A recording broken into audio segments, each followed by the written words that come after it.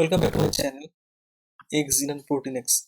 In this tutorial video, I'll talk about the restriction enzymes and how to select the restriction enzymes, and also some details about this cloning using the restriction enzyme digestion.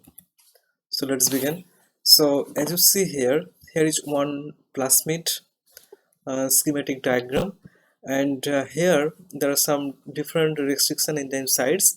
Then also, like, people, they can confused like which kind of restriction enzymes or which specific restriction enzymes they need to select.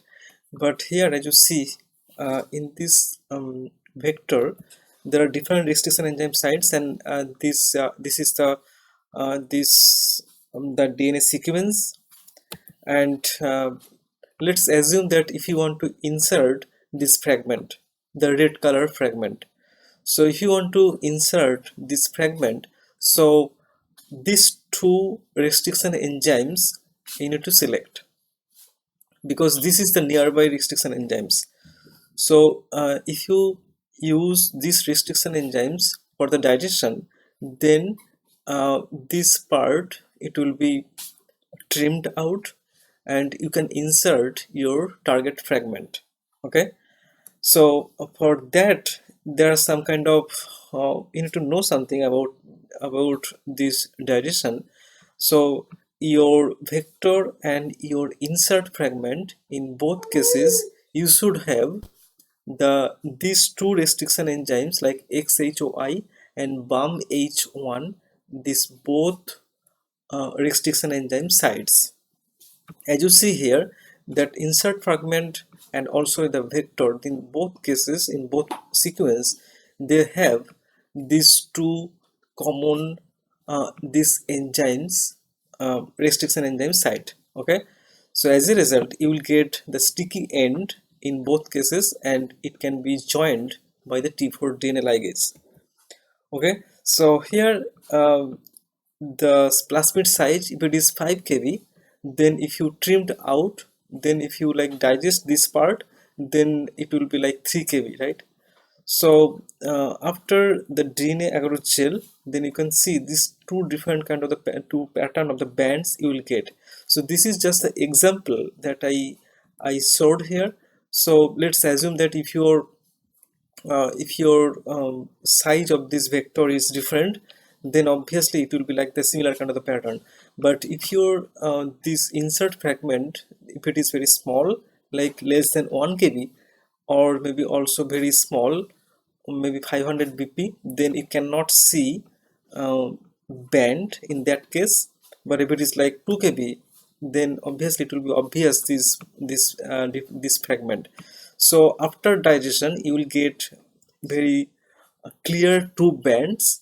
Then so this 3 kb, this is your vector, digested vector. Then after this one, you need to extract DNA by the DNA from the gel, and so this is your digested vector.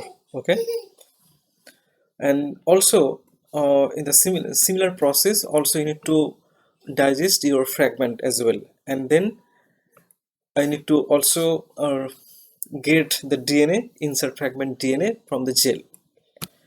So when your everything ready, then you need to join by the T4 DNA ligase.